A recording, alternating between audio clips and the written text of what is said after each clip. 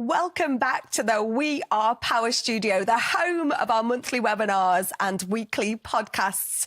Every month we are delighted to have great conversations, start conversations that we want you to join in. So if you're joining us today, please do let us know where you're from, what your name is and what the weather's like, I think, because we always like to know that too, but just join in the conversation. And this, our October webinar, we are celebrating Black History Month. We're celebrating the community, the culture, and why Black History Month is not just for 1 month, and we should be celebrating, recognising and showcasing all year round. And we want to give you some of the top tips, insights and guidance from our stellar panel, both here in the studio and virtually, that you can take away and put into practice to make sure that that's what we want to do, give you those actionable insights. And as ever, as I say, we want to hear your questions. So if you've got any questions that you would like to ask our panel, please do drop them in the chat and we'll get to it during today's conversation. And if not, we'll carry on the conversation on LinkedIn. But thank you so much for joining us. You can find out about everything we're up to on our digital hub,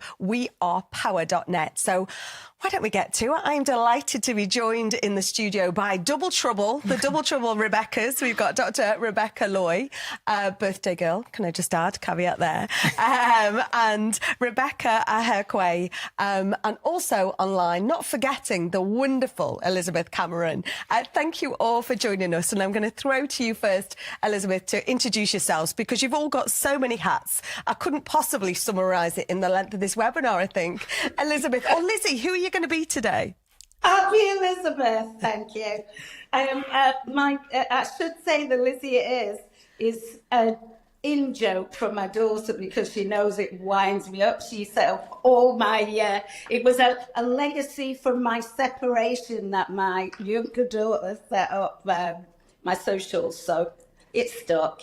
People like Lizzie. So, a little bit about me. I'm an equality, diversity and inclusion consultant. I'm a race specialist. I'm a volunteer. Let me just put it there. I'm a volunteer. I'm a diversity and inclusion lead for Chartered Management Institute. I'm on a number of boards, Faith Network for Manchester, Just Psychology, and Chrysalis, Women and Children's Family Centre. And I know that's short and abbreviated for you, Elizabeth. It is. Dr. Rebecca, welcome. Hi, everyone. I'm Dr. Rebecca Loy. I am an early career sociologist. I am the Equity, Diversity and Inclusion Partner at National Museums Liverpool. I'm also an anti-racism consultant, a charity fundraiser. That's probably enough hats. Yeah, again, abbreviated for you, I think. And Rebecca. Yeah, so I'm Rebecca Aherkwe. I work as a marketing executive at a law firm, CL Solicitors. I also sit on the board of trustees at National Museums Liverpool. I also chair the diversity committee in my law firm, which obviously we'll get into. And I also do EDI consultancy for the Anti-Warhol Foundation. And recently I achieved my level 4 in management and leadership, specifically equality and diversity from the Chartered Management Institute. So Yay! Yeah. I'll be calling you. Yeah. Go on. I want your success story. It is, and that role modelling is really key. As you can tell, I am joined by a lively, stellar and accomplished crew to today's chat. But why Dr. Rebecca? You are Dr. Rebecca, because it's going to be too confusing with the two Rebeccas. Why Black History Month? It's got to be celebrated all year round. We shouldn't just be pigeonholing it into 1 month, should we? Absolutely. I'd say mainly because when we pigeonhole it into 1 month, we're not really recognising that Black history in the UK is shared history, is British history. When we siphon it off as a separate thing, we're not thinking about it as part of our national story. And we can't actually tell the national story of where Britain is today without including the willing and unfortunately unwilling contribution of Black people to the history of the development of Britain, as well as all of the wonderful culture and that having, a multicultural country brings to the way that we imagine Britain today. And Rebecca, what are the impactful and intentional ways that we can celebrate Black heritage, Black role models, community? What are the simple ways we can do that? I feel like we're already doing it today. We've already started well with you three awesome humans.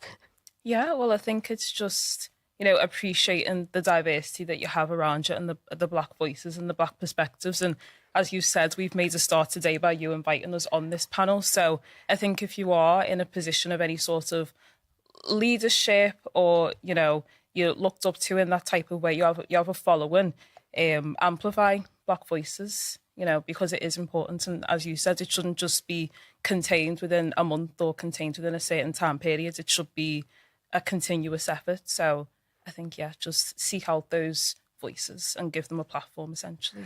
And I think sometimes people say, oh, I can't find this person of colour or this person from this heritage. Then I think our shout is always, well, look harder, because actually there's amazing people doing amazing things. So I don't find that an answer, or I find it a moot point, I think. Yeah. Elizabeth, celebrating diverse contribution, it builds stronger communities, doesn't it? By celebration. Absolutely. I mean, you cannot put too fine a point on how it can build self-esteem, just that sense of identity. You remember that kind of generations like myself, we didn't even learn about our own heritage. We had no sense of belonging to the country then that we were in, because we were being told that by other people. And so, when there's opportunities like this, I think it's really crucial just to see us at the level where we are within the community, doing those roles, as Dr. Rebecca said, not denying us the opportunity to just be part of your community. It's more of a get to know your neighbour than get to know them around Black history. But although the educational piece is crucially important for me, I really do. I can't, this sense of how much I changed, and for me it was roots that put it all home. But when that first was out, and I was so embarrassed, the day after when I'd come into school, because there had been a programme about Black people, and but after, when people started to get into those conversations, I started to feel proud, and the programme was being widely watched and it was acclaimed, and it was like, wow, suddenly I had a sense of pride. And when it reaches into the ordinary, the woman who's the nurse, the person who you see on a regular basis, the teacher at school, that's when we really start to sell the story of who we are. And Rebecca, you're chair, aren't you, of your CL, which is the organisation you work for. You're chair of the firm's diversity community. Talked about some of the impact and some of the what you've been up to, some of the work you've been doing. Yeah, so I've been chairing for about just over 2 years now, and it started off celebrating awareness days, seeing, what sort of initiatives we could set up. So something that we did this year, we wanted to support, period poverty, because it is a massive issue across the UK and it's not really spoken about. There's not a lot of research about it either. So we set up like a typical bake sale, but instead of staff paying with cash, they pays with a pad. And we raised, I think, over 150 donations, and they went to different charities in Liverpool. So just supporting our local community in that way, I think, is important, but also having sort of that internal impact. So I've helped out with a diversity audit to, sort of get our demographic makeup and see where we can improve and stuff like that within our initiatives and our policies. Something as well that we did recently, I think this was in last month's meeting. Obviously, we all know the riots have happened recently, so that was a big thing on the agenda of how do we support our staff of colour? How can we educate ourselves? Where did we maybe go wrong? What can we improve for next time? So, there's a mix of fundraising type of activities, but then it's we also address issues that need to be addressed in the workplace. And that was such a unknown thing. It so happened, just didn't it, that on the back of such a dreadful charity, to all of a sudden feel like we were back 30 years. Honestly. How did you deal with that? How did you mobilise the response to that? I think it's just having candid conversation about it. As you said, you know, in my time, I can say I haven't witnessed anything like that. So it was completely new to me, completely new to a lot of people. So we didn't really know how to handle it, but I think it's just kind of getting the committee together, inviting the external firm as well and being like, right, what can we do? Where can we support you? If this does happen next time, hopefully it won't. But, you know, what support do you need? Because it wasn't just contained within those few days. Like, the effect that it had on particular people was immense. I can say that for myself anyway. So yeah, just having a continuous conversation about it and just having the committee there to provide that support is important as well. Yeah, because I thought you had to look on either your own WhatsApp groups or social media for people to be individuals in fear about going to work. Literally. Or going to the gym or doing what their day-to-day business. And like you said, you've not seen that in your lifetime. How did you deal with that personally? Luckily in my work, we were able to work from home. So that was really good. So I was able to just kind of feel safe in that way. But yeah, as you say, I was scared to go to the shops. Like, I still got on with me life, but I think it's kind of looking at people and saying, like, are you a threat to me? Were you in the riots the other day? Where do you stand? Because it's not just about, you know, is this person going to harm me? It's about knowing that certain people have been emboldened by certain figures and certain events that have happened. They've been emboldened to be overt in their racism. And I think, you know, it was in the air and it was scary. But luckily, it's been a few weeks now and it's a lot better. We haven't had any riots, but I think it was shocking for me as well because I didn't, you know, there's always been this like Scouse, not English type of motto in Liverpool.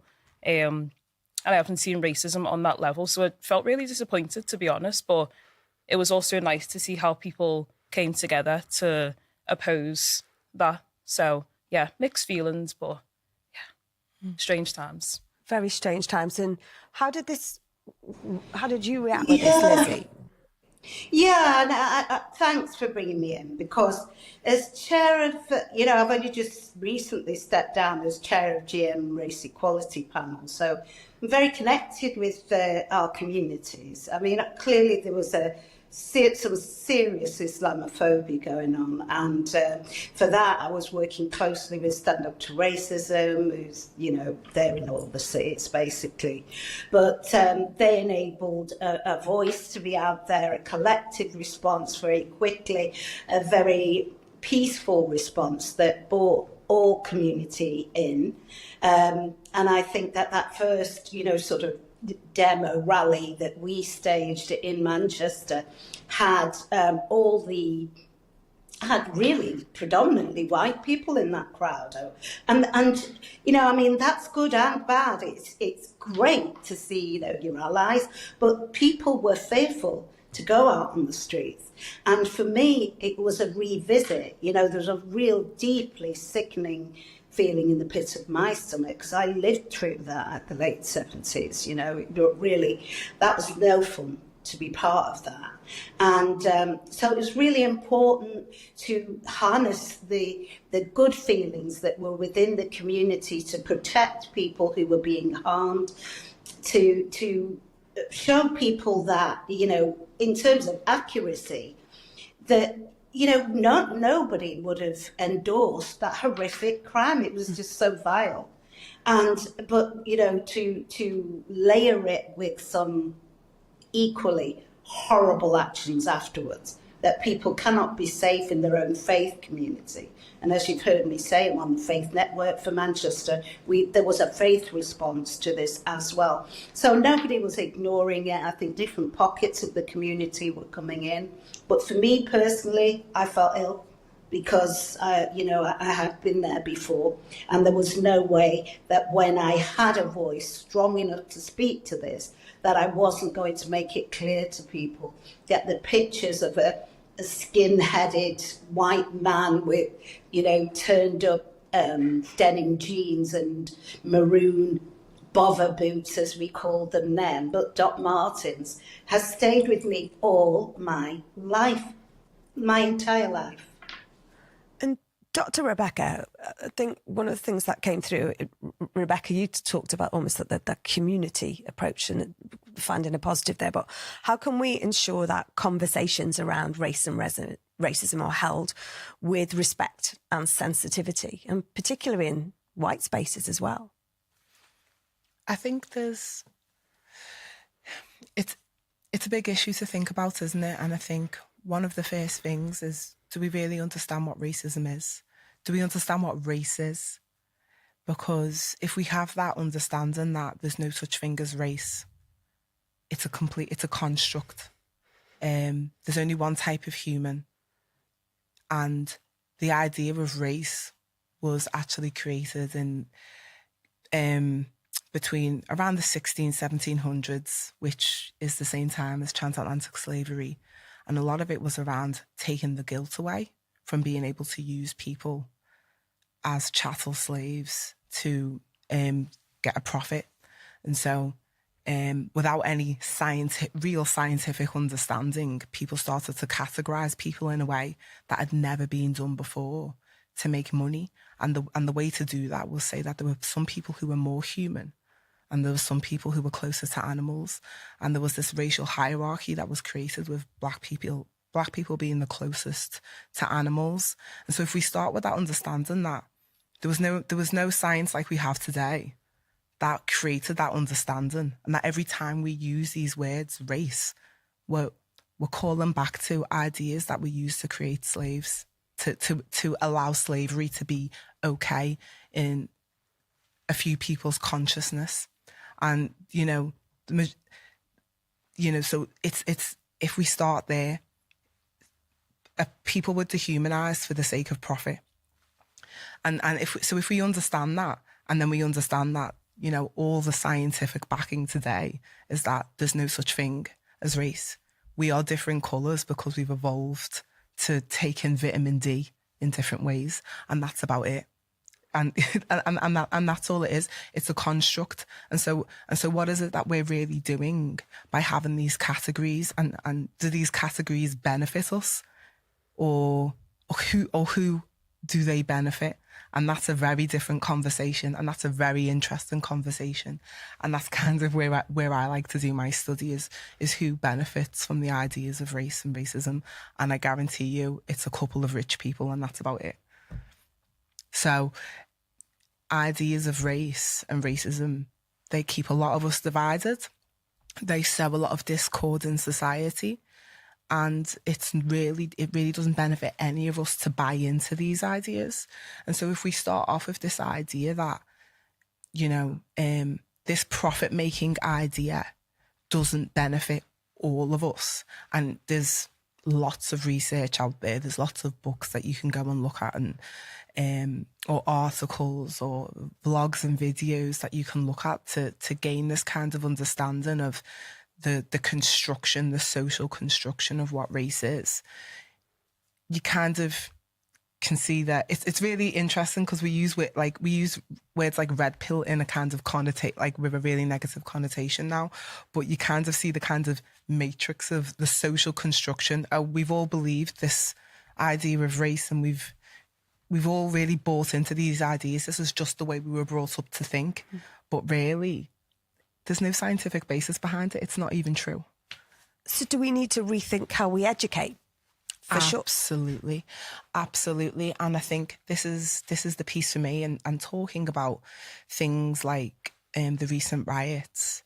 To me, I remember when the EDL tried to come into Liverpool a few years ago and they couldn't get out of Lime Street Station. I remember. And that's what I was expecting Liverpool to be like again. I just assumed it. And I think what it taught me is that algorithms and how we use digital spaces has really changed over the past couple of years. And it's really, it can really, if we're only getting our information from one source, there's so many people with different truths about what the world is. And that's why I'm all about, recontextualizing history. We really need to have a grander understanding of the world and how it works and all of this. I always think of examples sort of like of our shared history. So during transatlantic slavery, there were miners in York. Sorry, not miners. There were people working in mills in York, and they went on strike because they found out that the cotton was coming from the South, in the American South. And, you know, going on strike in the winter, they were willing to, you know, be cold and hungry because they didn't want to process cotton that was from the South in America. And there's all this shared history that we've got of how people who, you know, working in cotton mills, who were maybe indentured, you know, going through a lot of oppression themselves, saw the oppression of others, and were still willing to sacrifice their own safety and comfort, you know, and go hungry. And we're not taught the histories that bind us together and how we've impacted the world and made powerful change when we are together as one. It's almost like that's where fake news started, isn't it, if you like? Lizzie, Elizabeth, sorry, not Lizzie. Can I bring you in? Because I know education is part of where your world is around ED&I, but it's changed, hasn't it? It's got to constantly evolve. We can't still educate the same because... Absolutely. And whilst I guess on a one-to-one level, the doctor and myself would be exactly on the same path around this, but there's no way I could eradicate the use of that word because it's taken so long, and it's come in a way, it's the word that marks some way of progress in terms of the workplace, that you can talk about an anti-racist approach. So whilst I would agree with her, you know, and I certainly studied it as well academically, I have to say that no, there's still in the workplace, it has so much power that with some organisations, for sure, even generally doing the work across all equality, diversity and inclusion, and you know that's what I do, LGBT, disability, so on. It's the word racism that gets everybody in hushed tones. It's the subject least people want to talk about. It's the least resourced area in the majority of cases. And when people, you know, some organisations, some, what I would say strong allies organisations, ones where there's not even anybody black working there, and they're saying, yeah, I really, really want to get on top of this. We know in our line of work, say it's I can't use the example because you might be able to identify them, but they have done some really, really progressive work around belonging, really, about creating the kind of culture that would be accepting to the people who they now want to bring into the organisation, because that's crucial. And also it's changed the way that people, you know, I guess if I look at this from the trade union side, and I've had 27 years supporting people as well in the workplace who experience racism, and I will call that racism out and out, the banana on the desk approach, or the peanuts left on the desk, or the chants, you know, those sorts of things are far fewer. However, people have learned how to use power to sort of undermine, to treat people in the workplace as if they are less intelligent. Now, where could they get that idea from? It's almost evolved over time, this sense of, you know, don't forget, at one point it was thought that we were not fully human. We were only 2/3 of a man. And therefore, you know, we could not be educated. You know, that's what the thinking was. So, you know, I'm still having to deal with the legacy of that and how it plays out in the workplace. So for me, yeah, the tone of it has changed. The insidiousness of it has changed. And it's breaking people down. And in terms of educational piece, I'm really doing a lot of work around psychological safety now, because it's creating unsafe places for people we're looking at serious mental health problems from people who've been systematically bullied and oppressed in their workplaces. And, you can't even put your finger on it to put those people, there's no crime, really, that, there's hate crime, but to the level that would redress some of these imbalances, it just doesn't exist. Rebecca, how can individuals confront and address their own biases and prejudice? I think a good starting point would be acknowledging that we all have bias and that it's not necessarily a negative thing.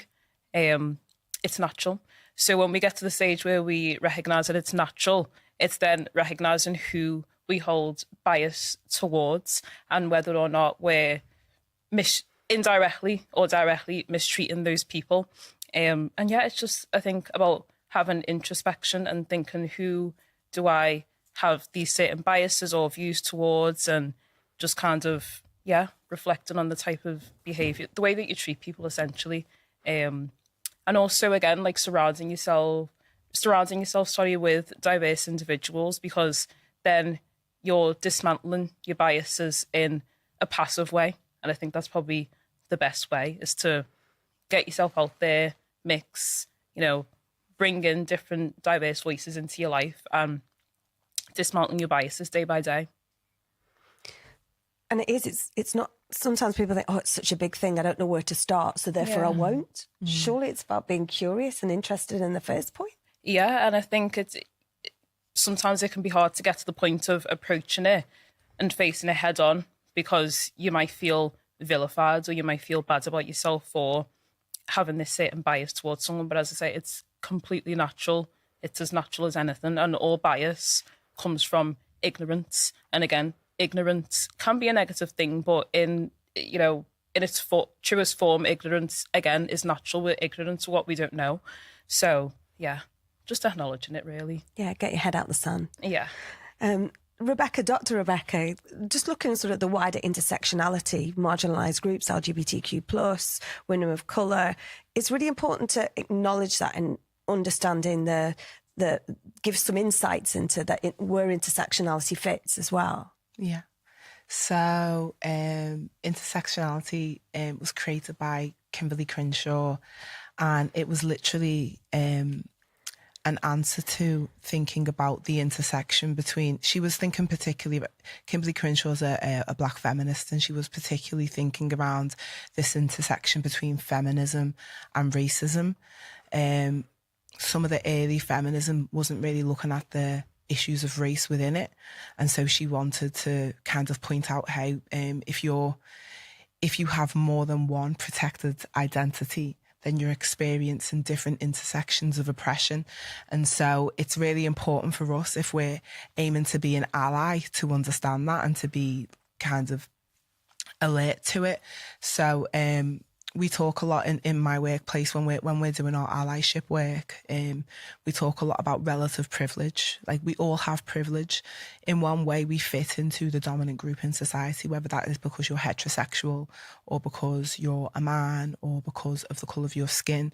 There'll be one place where you probably fit into the dominant group, and in that dominant group or majority group, you are either not experiencing barriers, or perhaps there are some benefits because of you belonging to that group. Life will be, will just have less difficulties because of belonging to that space. And so understanding that, you can use those privileges to provide platform for people who are experiencing barriers because of their skin colour, or who are experiencing barriers because of their disability or sexuality. So it's, again, I think I always love that phrase, if there's injustice anywhere, then there's, I've forgotten it now, Martin Luther King phrase anyway, about if there's a little bit of injustice, then there's injustices everywhere, basically. And so if it's for us to not accept anybody's, anybody's issues in the workplace, no matter what the protected characteristic is. If we're all trying to take that place of, I can be an ally, then we're creating spaces where everyone feels valued, everyone feels seen, everyone can hopefully get a sense of belonging. So it's everybody's active journey to be invested in caring about others. And is there one thing, it's a question from the audience actually, is there a time someone has been a real effective ally to you, and what made those actions so impactful? So I think, is this an opportunity that we can look to help? Because sometimes people go, I don't know what to say, or I don't know what to do. What would be the one thing that either someone has been the ally to you, or what you would say to someone out there who wants to be an ally but doesn't know where to start? Elizabeth? Oh yeah, I mean, I definitely would think without saying it. My English teacher, Mrs. Carhill, who let me know I could read better than anyone else, and so I got to read all the plays, and we know the rest. The rest is a fact. But also, in terms of the workplace, I had an absolutely tremendous director of social services, a woman called Anne Williams. She was the kind of head of services that knew everybody's name employed, you know. She was outstanding. And she looked at me and saw promise and did something about it. She talked about me when I wasn't in the room in a positive way. She encouraged people to see, to trust me to do things that otherwise they might not have done.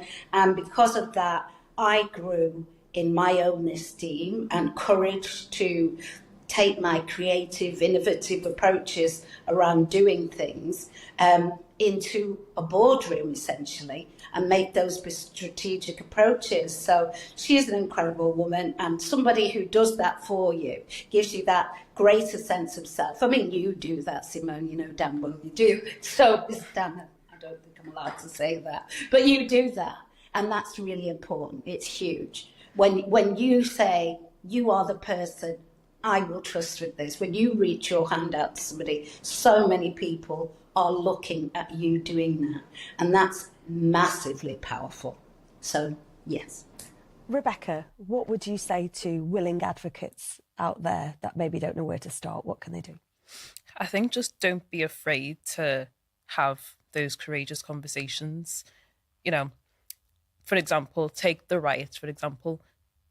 As a white person or someone who's not affected by that incident, you can't kind of make assumptions, you know. And even though it might be hard to maybe single people out or, you know, have particular conversations, it's scary, and you might feel like you're going to be shut down or cancelled or whatever. But I think it's just important to approach those particular people and just say, like, how are you? How can I help? How can I educate myself? And, you know, the person on the receiving end of that, more likely than not, they're not going to feel threatened. They're not going to feel offended. They're going to feel this person actually cares enough to come over to me and have a conversation on a level. So I think, yeah, just don't be afraid to go up to someone and just have a conversation with them about their lived experience, because that's the only way in which you're going to be able to understand it. Dr. Rebecca, what would you say? There's some articles out there now, just really short kinds of magazine articles that you could read around. I'm sure you've all heard of microaggressions. There's also micro affirmations. So the small things that we can do to be an ally to people in the workplace. And I think it's really good to have a little look at those. They give you some really good suggestions, but sometimes it's the really small things. So for me, the kinds of bigger rooms that I go into, the more I notice people speak over me in those rooms. I think we've all experienced that probably as women, being on a table where men are just talking over. And some of the simplest bits of allyship I've been shown is somebody saying, "What's your opinion, Rebecca?" Or, "Rebecca, was you about to speak then?" And just sometimes it can be as small as that. So, you know, I think getting into this space, maybe you feel a bit overwhelmed, but you can think of the small gestures that make a big difference too.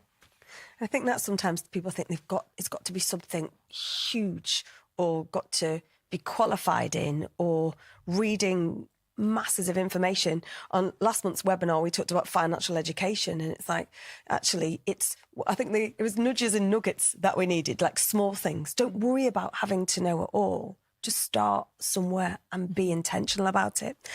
So, final question. I don't know where the time goes on these webinars, but how do we make sure that Black History Month is all year round? There's an amazing woman, Stepha Ducey.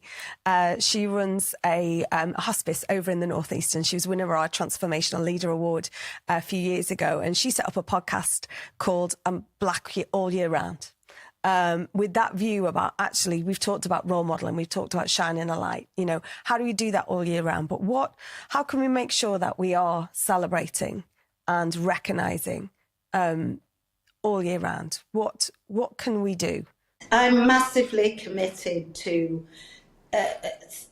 people understanding the additional experience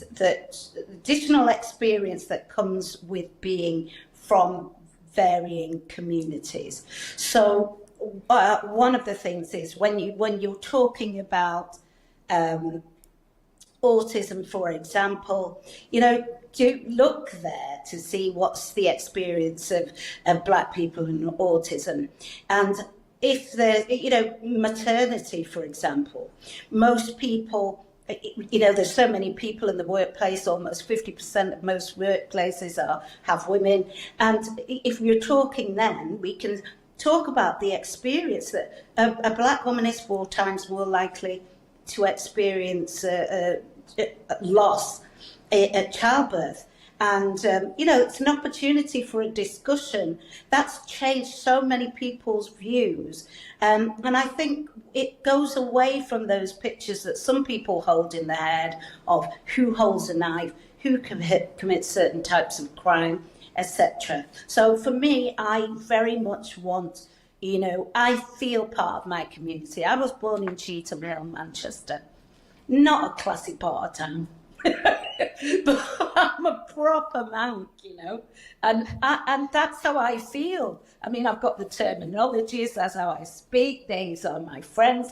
I want people to know I'm just one of the community, for all that goes with it. But I have a particular experience, like gender and being Black, misogynoir, those things. Just expand the conversation and hear a bit about other people's experience in it. Rebecca, how can we make sure Black History Month is beyond the 1 month and making that lasting impact? I think just educate yourself. This webinar, has been very informative. We brought up some statistics just then. Look into the statistics because they're shocking, and everybody should be outraged at the healthcare disparities that there are, or the underrepresentation of Black women and Black men in particular workplaces. Obviously, I'm in the legal sector currently, so we're massively underrepresented. So I think educating yourself on that, you should be as outraged as we are. And then naturally, I think that you should be an ally, whether it's with advocating for certain policies or, just supporting a friend who has these particular views, and just being a support there. And again, just not being afraid to have those candid conversations with people. And Dr. Rebecca? So for me, it's always looking for the stories within the stories. So we do this at the museum a lot. This is what we do, and this is what decolonization actually is. It's lovely that you were speaking about medicine and the history of medicine. It is related to transatlantic slavery, and we do a lot of programming around that in the museum. But even when we do something like Tudors, you can say, okay, well, the Tudors used to wear indigo. Where did the indigo come from? So there's always a story within the story. If you're thinking of a particular time in history, you can look at, okay, so where were the people, the global majority people? Where were the disabled people? Where were the LGBTQ people? Everyone, there's always been diversity. So decolonizing the mind is just when you're looking at a story, and maybe you've always looked at a story from your own point of view, what are the other points of view within that story? So just do a bit more digging. What are the stories within the stories? Thank you so much. I can't thank all of you enough. Rebecca, Dr. Rebecca, Elizabeth, thank you for joining me on this such crucial conversation. It's all year round as far as we're concerned. Let's keep educating. Let's get those micro affirmations out there. I love that. Such a simple thing that everyone can do, and look for those stories within the stories. Be curious, ask the questions, keep educating, keep asking. Thank you so much for joining me. Thank you, all of you. We didn't get to your questions. We'll keep the conversations going via our LinkedIn channels. Please stay connected on all our socials at wearepower_net. Our next webinar will be in November, which is Breaking the Stigma, which is all about candid conversation around men's mental health. And don't forget, we have our podcast every single week too, which comes out on a Monday, and you can find out all our information at We Are PowerNet. Thank you all for joining us. This has been a wonderful conversation. Elizabeth, Rebecca, Dr. Rebecca, birthday girl.